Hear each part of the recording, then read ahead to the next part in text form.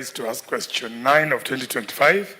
Could the Cabinet Secretary explain the circumstances, explain the circumstances that led to the death of Mr. Brian Luca Minor of ID number 330372236, who lost his life during the recent demonstrations of 25th June 2025 and was reported at Molem Police Station under OB number 20/26/6/2025.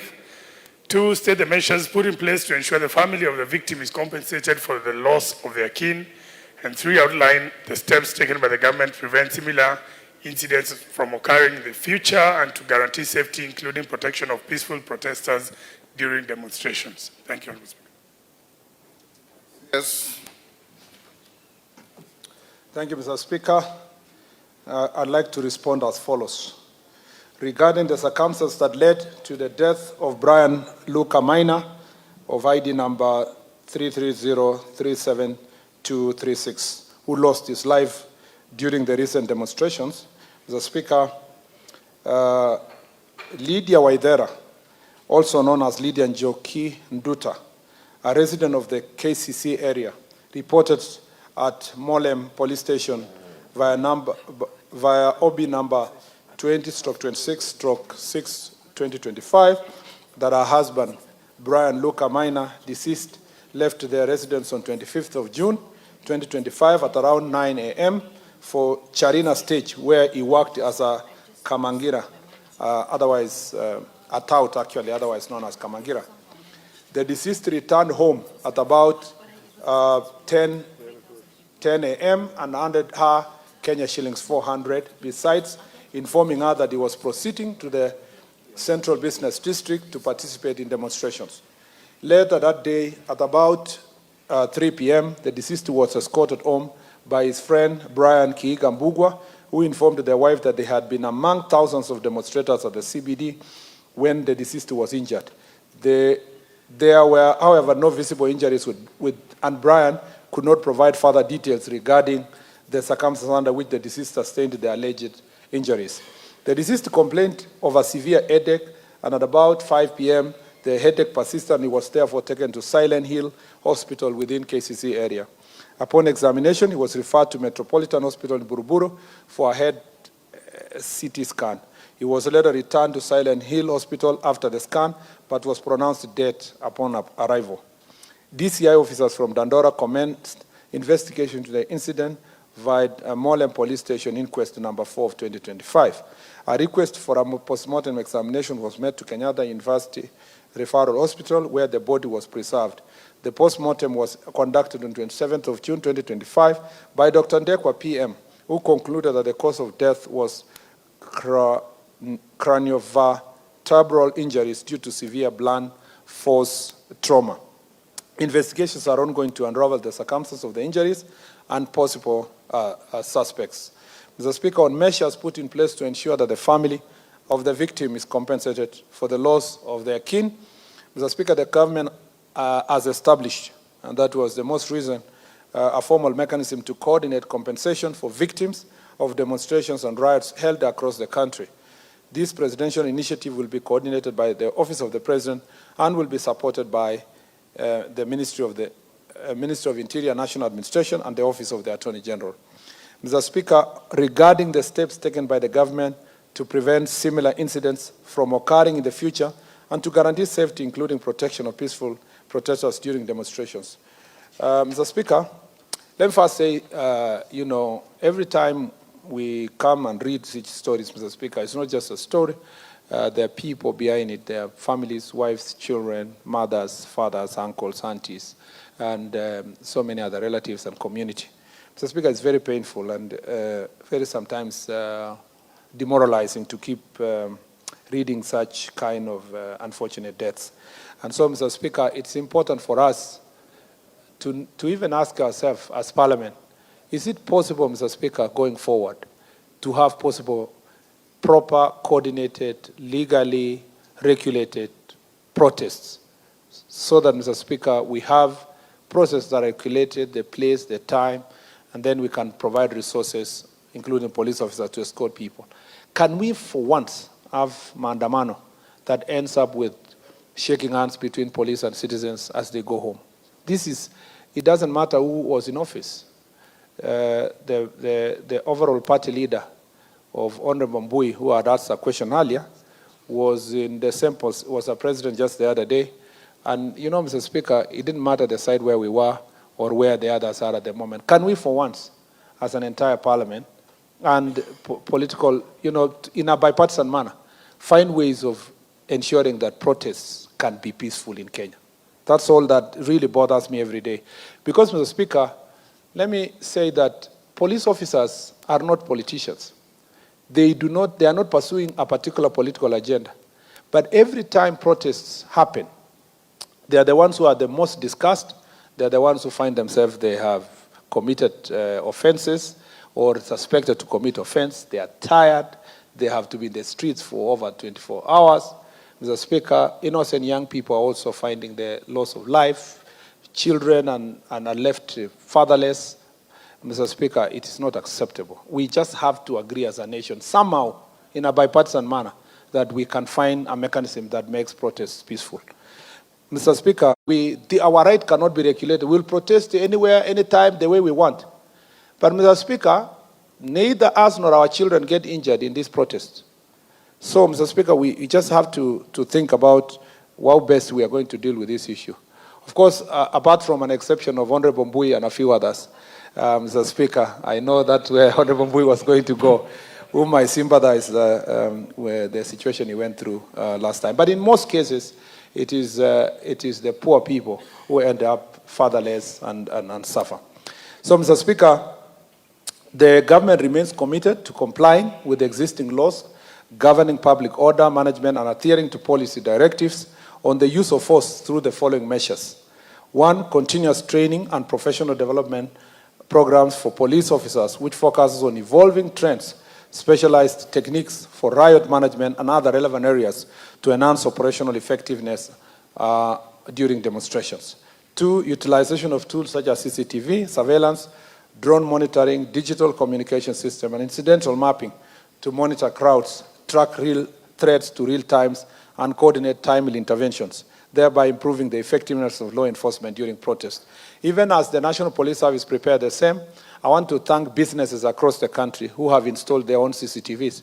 Because of the 1,500 people arrested, Mr. Speaker, most of them was as a result of CCTV cameras that are privately owned that helped us to see the people went to loot supermarkets, the people who, Mr. Speaker, committed certain offenses. Of course, media also helped, and filming by citizens, including the incident which I will answer later, that involved a young man who was shot, Mr. Speaker, and armed.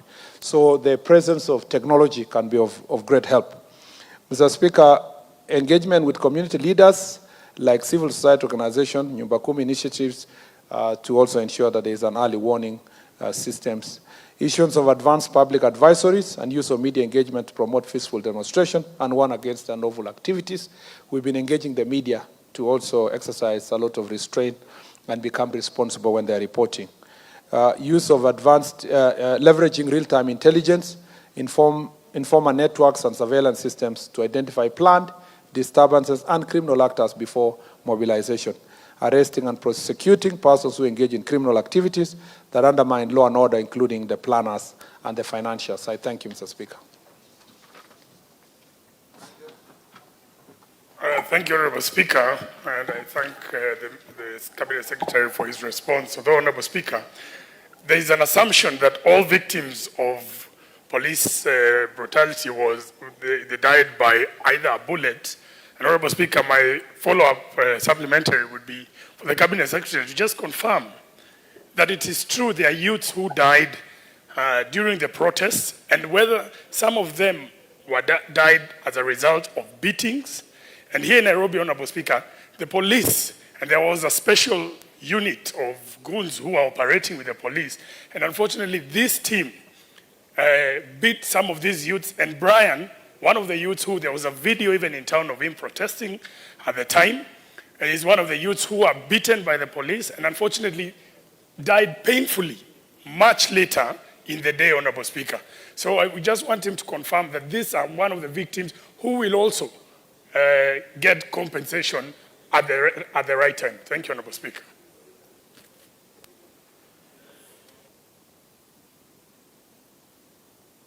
Thank you, Honorable Speaker. I just wish to ask the Cabinet Secretary to what measures is put in place to ensure the National Police Service or the police are there to High Court judgment or directive that required any policeman assigned for purposes of riots or demonstration should be easily identifiable. That's by name, they have a tag, they don't put on masks to conceal their faces, they don't put hoods to conceal their identity, and their uniform. Because, Honorable Speaker, we have seen so many plainclothes people, nobody knows whether they are security men or they are hooligans or the terrorists, as he calls them, working hand in hand with the police. And they are responsible for most of the deaths and the injuries to innocent demonstrators. Thank you, Honorable Speaker.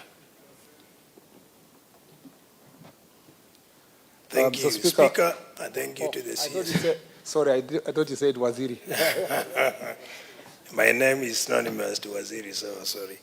Thank you, Speaker, for giving me the chance to ask, and thank you to the CS. I'm happy that you are going to compensate the victims. Matu lost 2 lives. But my question, what about those who lost properties? So can you clarify whether you are going to compensate those who lost properties? Thank you.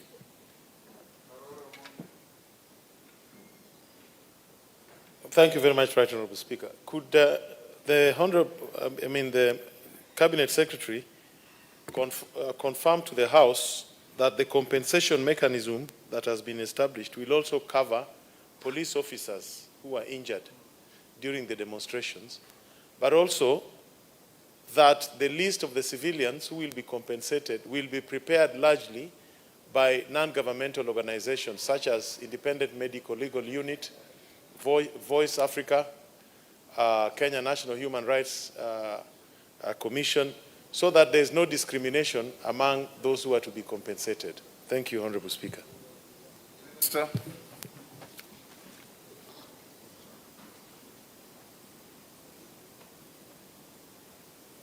Mr. Speaker, first let me say, yes, there are people who died in the demonstrations, not as a result of bullets, Mr. Speaker, but different injuries. You remember that, Mr. Speaker, there were all kinds of hooligans who were carrying stones, some machetes, Mr. Speaker, others they had rungus and all kinds of crude weapons. So, Mr. Speaker, that is what makes it very difficult to know whether this very gentleman was injured by a police officer or a civilian. Mr. Speaker, there is no civilian wing of police officers. There is no wing of police officers that are goons that were working with police. I shall be responding to another statement in relation to the same. And, Mr. Speaker, we are making it very clear, Mr. Speaker, that the police officers find themselves sometimes in between 2 warring demonstrating groups, some saying we are for peace, some saying we are protecting our property, and so forth. And so, Mr. Speaker, police officers are only those police officers who are gazetted and are properly appointed to serve as police officers in the Republic of Kenya.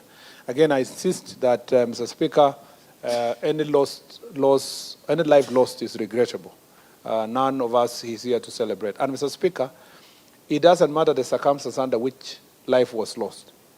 Assuming even he was a robber and he died, it doesn't make us to celebrate. It's still a loss of life. So, because, Mr. Speaker, if it was possible to arrest that robber, maybe it would change its ways and it would be a different person. So there is no celebration of any loss of life on our part. It's just regrettable whether the person was committing an offense or not committing an offense. And it's therefore important for all of us. And remember that a child may be a robber, but the mother is not, the father is not, or their children are not, or their wife. And they still will miss a father or a child. So all those circumstances, if we apply compassion in all these cases, we'll appreciate that any loss of life is still painful to a person somewhere or a people somewhere. Mr. Speaker, on the issue of identification of police officers, Mr. Speaker, deployment for police officers to protest, there are different formations of police officers that are deployed, Mr. Speaker. So if you say a police officer should not wear a helmet, Mr. Speaker, for example, most of the police officers all over the world that are, Mr. Speaker, are deployed. They wear uniform, and their uniform is helmet. Mr. Speaker, helmet conceals a police officer more than a mask.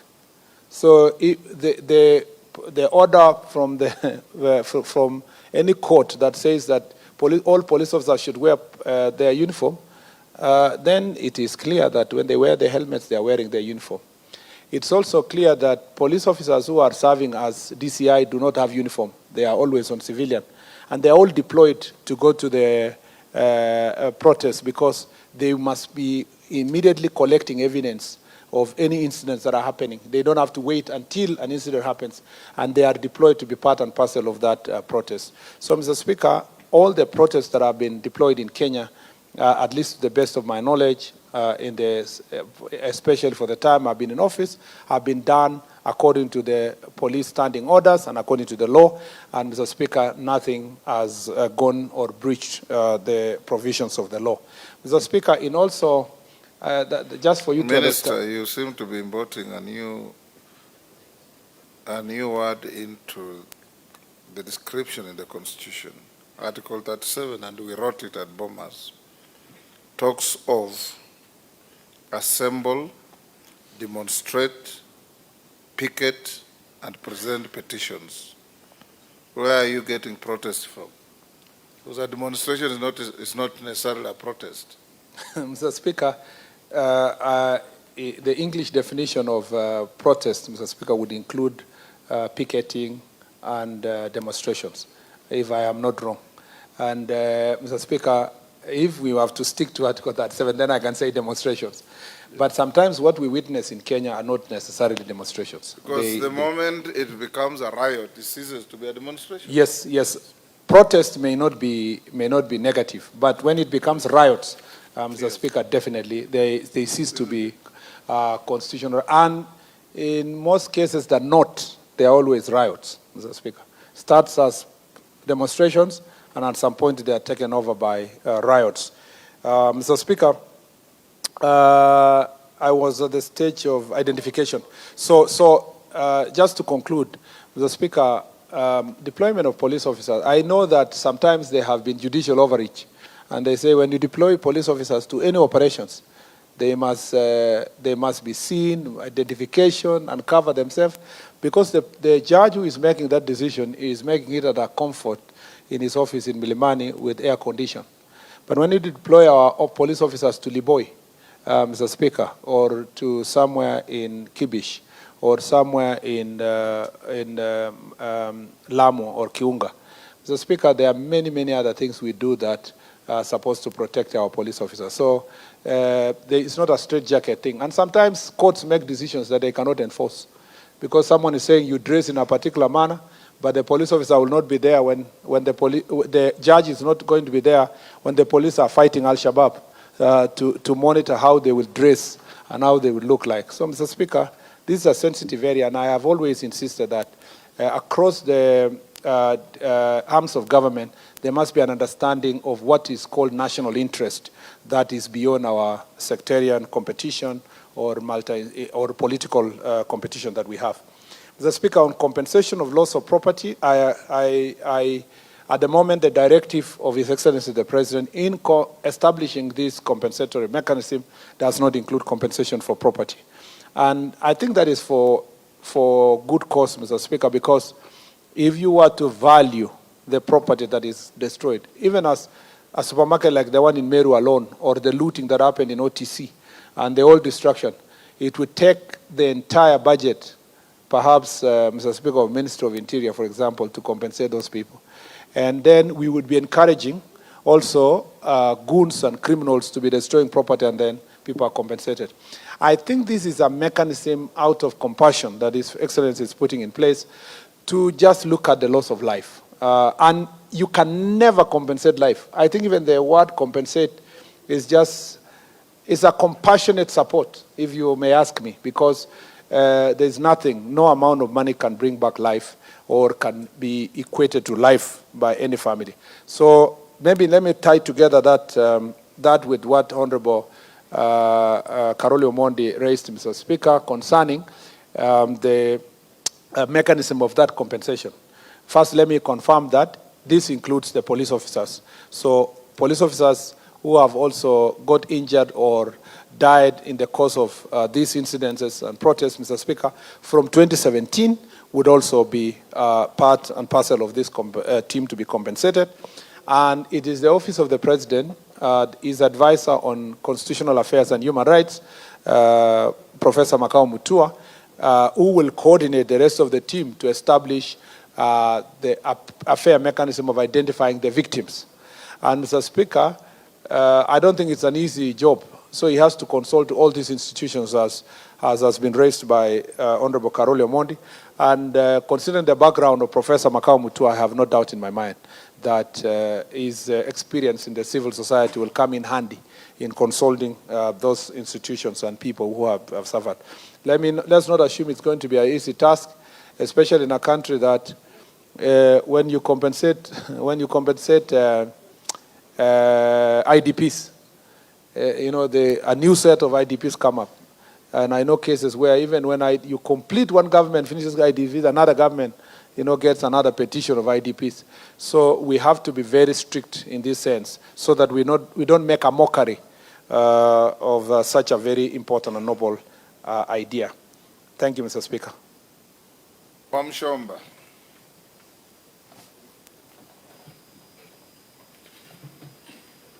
Gadoni Wamuchomba.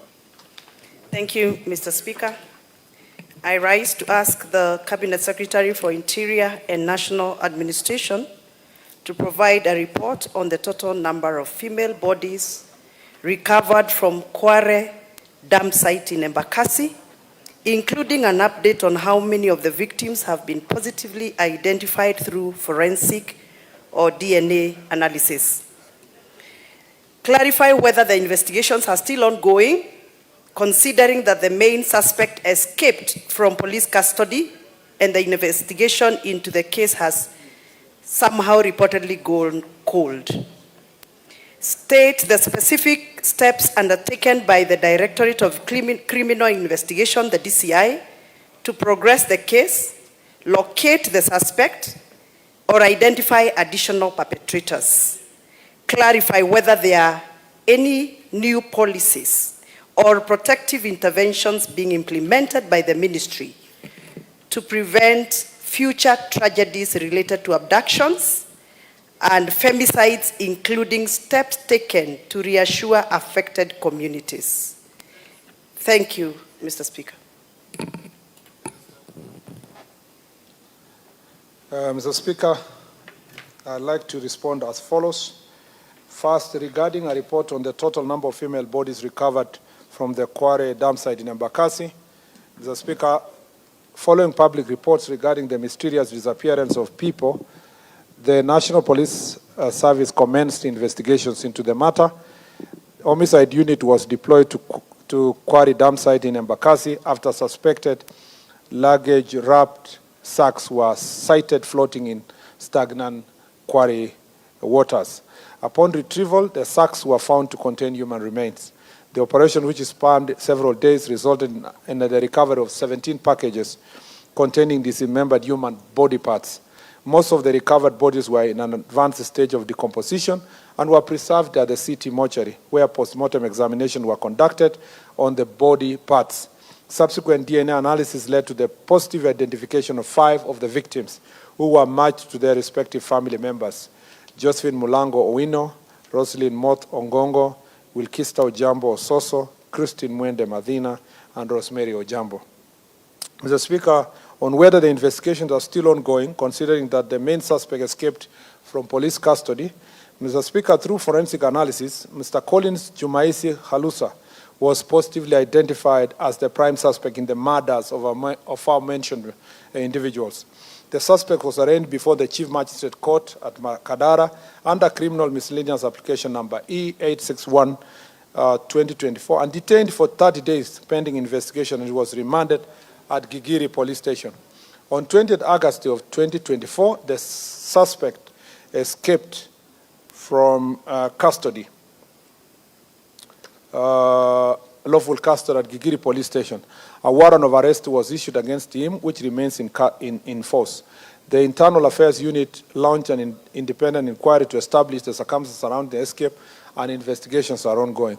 Multi-agency operations are in progress to trace and apprehend the suspect so that he can be charged before the court of law. Regarding the specific steps undertaken by Directorate of Criminal Investigation to progress the case, locate the suspect, or identify additional perpetrators, Mr. Speaker, the Directorate of Criminal Investigation, in collaboration with other multi-agency security teams, is actively working to trace and apprehend the suspect. Members of the public are encouraged to share any relevant information, Mr. Speaker, with the police through the Fichua Kwa DCI number, toll-free number 0800 722 or via WhatsApp at 0709 570 000.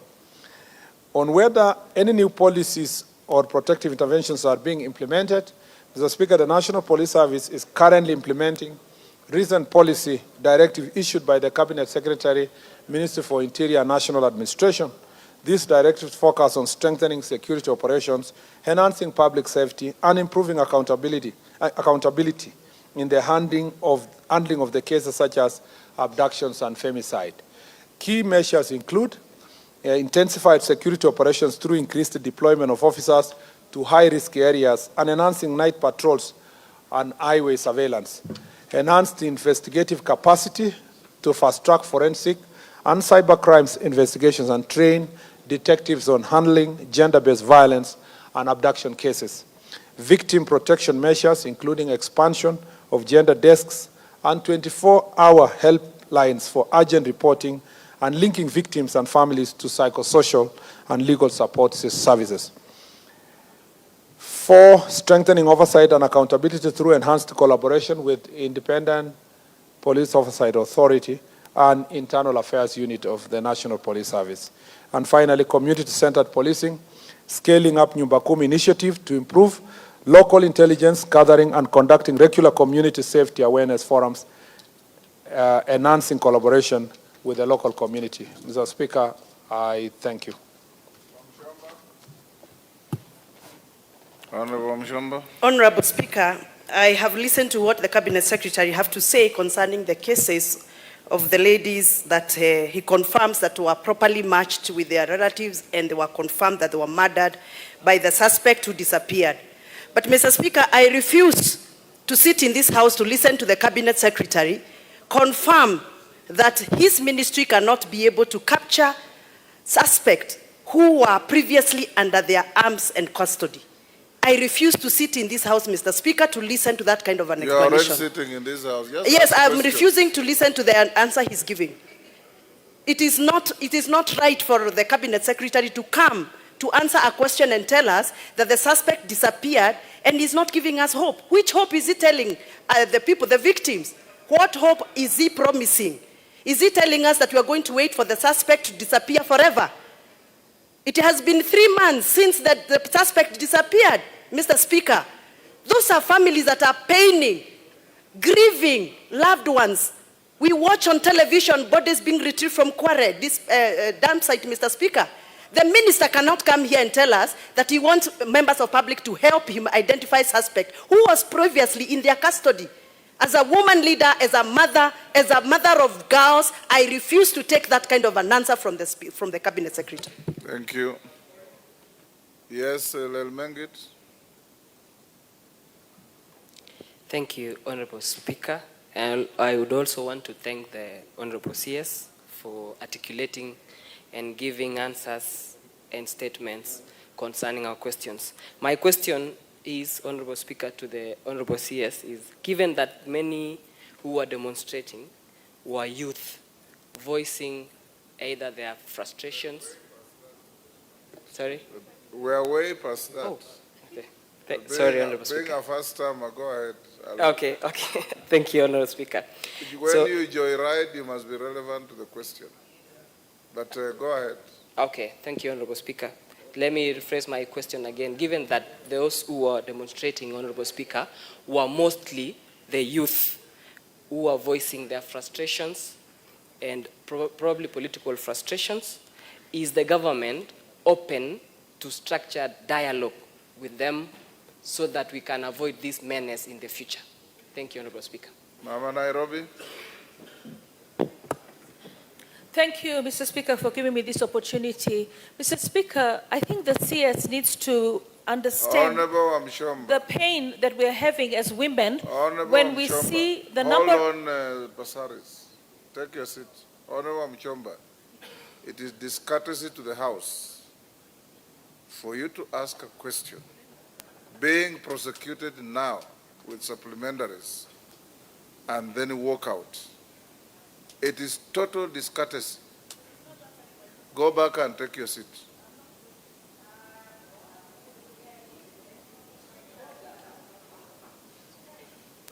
Order, Wamuchomba.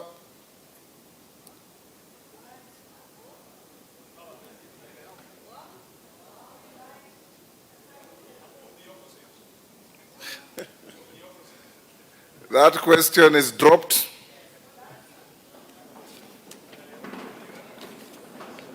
Mother Wangari?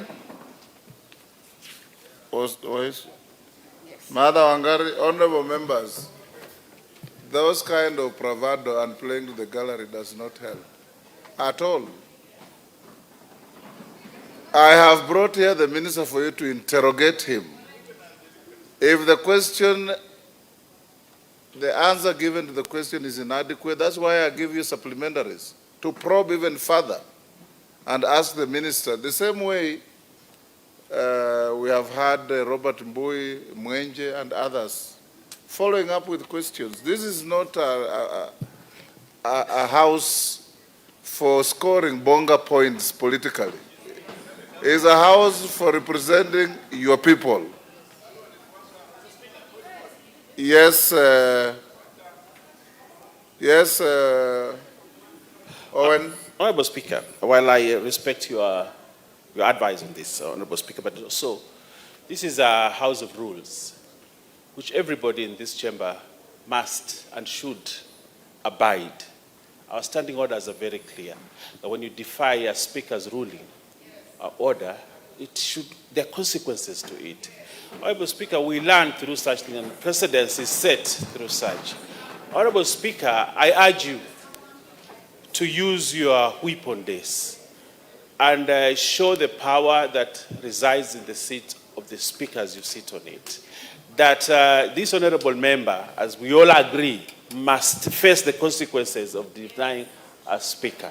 And therefore I urge you, Honorable Speaker, that you use the standing orders and issue very stern action against this member, Honorable Speaker. That I request of you, so that other members do not emulate and do the same in the future. Thank Honorable you. Speaker.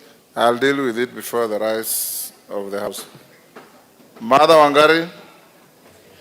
Thank you, Mr. Speaker. Mr. Speaker, I rise to ask question number 12 of 2025.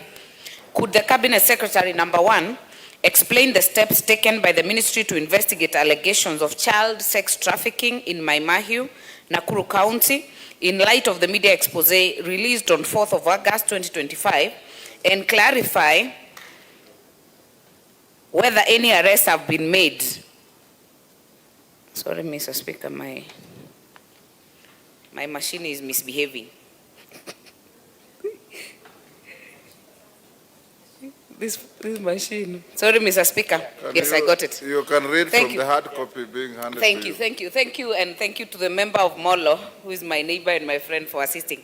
Let me take it again, Mr. Speaker. Could the Cabinet Secretary, number 1, explain the steps taken by the Ministry to investigate allegations of child sex trafficking in Maimahiu, Nakuru County, in light of the media expose released on 4th of August 2025, and clarify whether any arrests have been made of the individuals implicated in the trafficking? Number 2, provide a report detailing the number of children being trafficked and explain why security agencies, including the Inspector General of Police, have failed to take immediate action on the matter. And finally, Mr. Speaker, state the measures in place to rescue and rehabilitate the affected children back to society, including steps taken to ensure their safety and psychosocial support. Thank you, Mr. Speaker. Minister.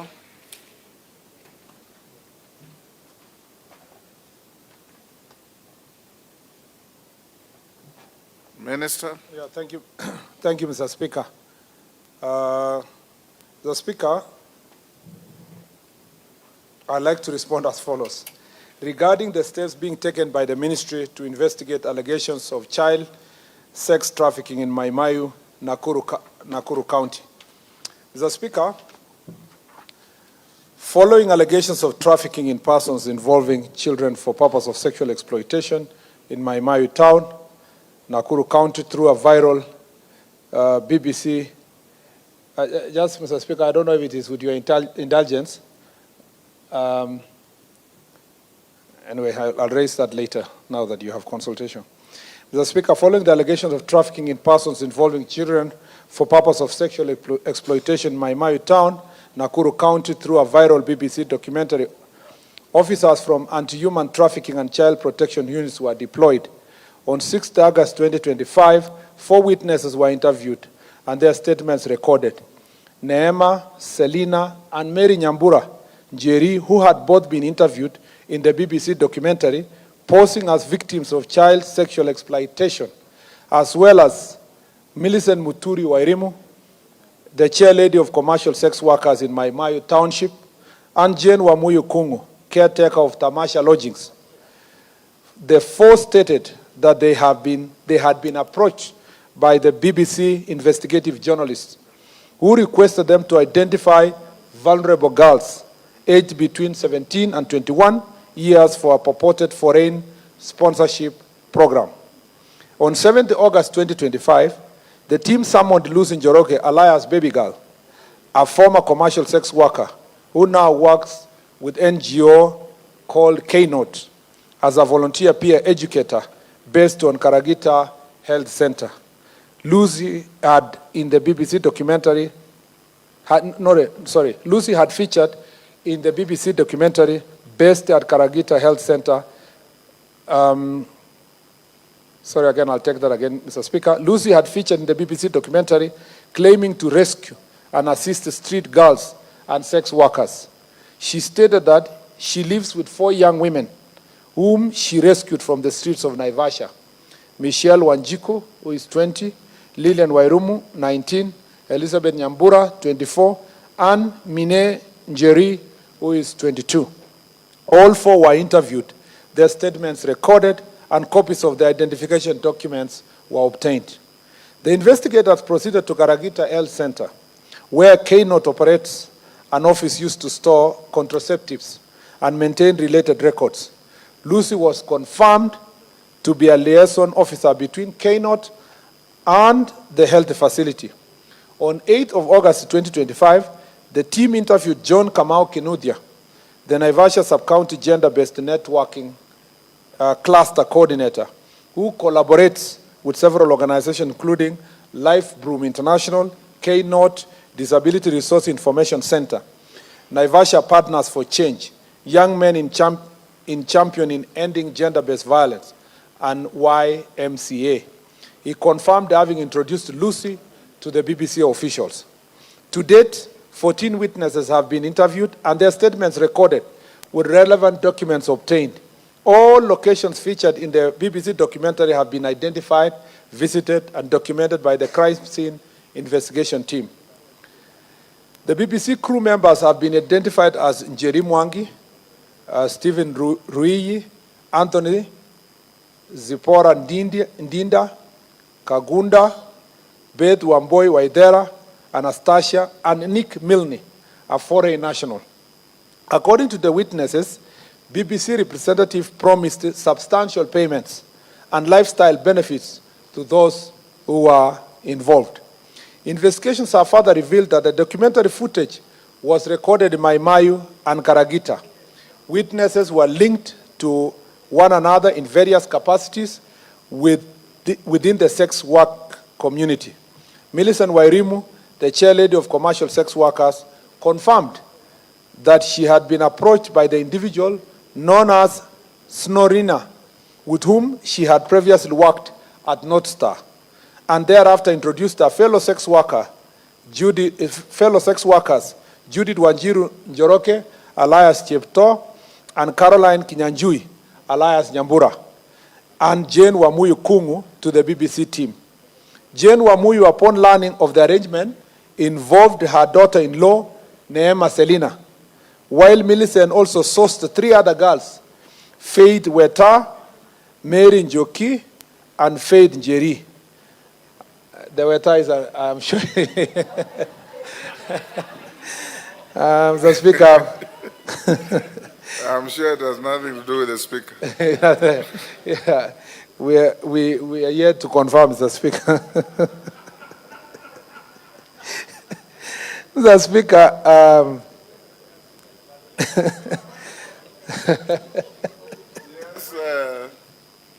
yes, TJ. Yes, TJ. Give him the mic. Mr. Speaker, sir, is the minister in order to suggest that the Honorable Speaker, aka Papa Waroma, could be or is inferred to be a suspect? And is there active investigation going on in this matter, and how far the investigation has reached, Mr. Speaker, sir? Mr. Speaker, whereas the Speaker, as the Speaker of this House, is not involved, we cannot confirm whether Faith Weta is related to the Speaker in any way. And it doesn't mean that there is any impropriety on his part. I'm just saying that this is a name. It could be from the same clan, neighborhood. It could have also, somebody could have named his daughter Yes, after the Speaker. But there it are has very nothing. many people who have named their children after the speaker. After the Speaker, yes. Thank you, Mr. Speaker. Out of admiration.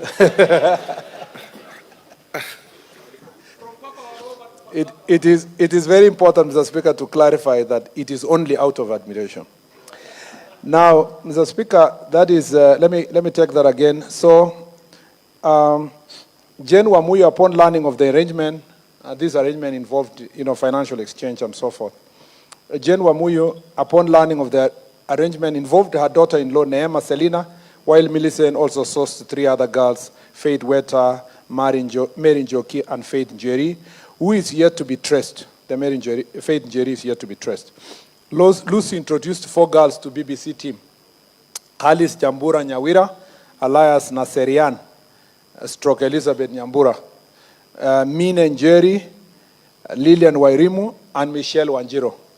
The investigation has established that the BBC team primarily sought underage girls involved in sex work. However, some of the girls allegedly falsified their age to qualify for the promised sponsorship.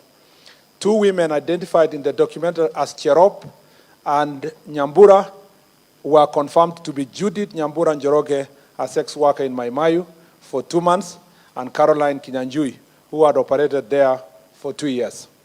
2 women portrayed in the documentary as child traffickers, identified as Judy and Caro, were reportedly promised significant sums of money and have since relocated to unknown locations. No arrests have been made so far, but investigations are ongoing, including obtaining financial records and call data to link all involved parties and tracing missing witnesses. Concerning reports detailing the number of children being trafficked, Mr. Speaker, the police, through anti-human trafficking and child protection units, commenced investigations immediately upon receiving the report. Several witnesses have since recorded their statements to assist in investigation to identify and rescue minors involved in the sexual exploitation scheme. Preliminary findings indicate that some of the girls interviewed by BBC falsified their age to qualify for the promised sponsorship, as the BBC team was interested in underage girls engaged in sex work. The matter remains under active investigations, and upon its conclusion, appropriate legal action will be taken against individuals found culpable of any offenses. Mr. Speaker, on measures put in place to rescue and rehabilitate affected children back to society. Mr. Speaker, there is no denying that cases of child sexual exploitation exist across the country, particularly along Northern Corridor, which serves as an international transport hub. While it's possible that the BBC crew aimed to shed light on these issues, it's now apparent that the documentary failed to meet the intended purpose due to falsified information from several interviewees. Although prostitution is illegal in Kenya, It remains widespread, with sex workers openly soliciting. Additionally, access to hotels and lodging facilities is largely unregulated, with inadequate measures in place to prevent minors from gaining entry. We have issued clear and firm directives to our security teams on the ground, including officers from the National Administration, to take decisive action against the child sexual exploitation and human trafficking across the country.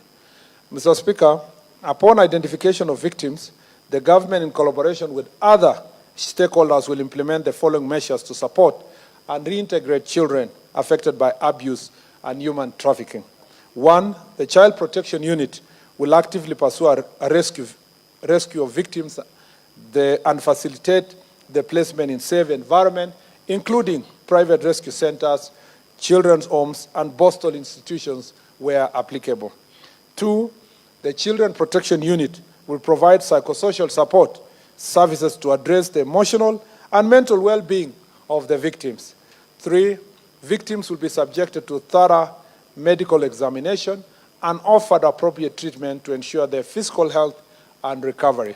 And finally, continuous follow-up and monitoring will be undertaken to ensure the safety and successful rehabilitation of the rescued children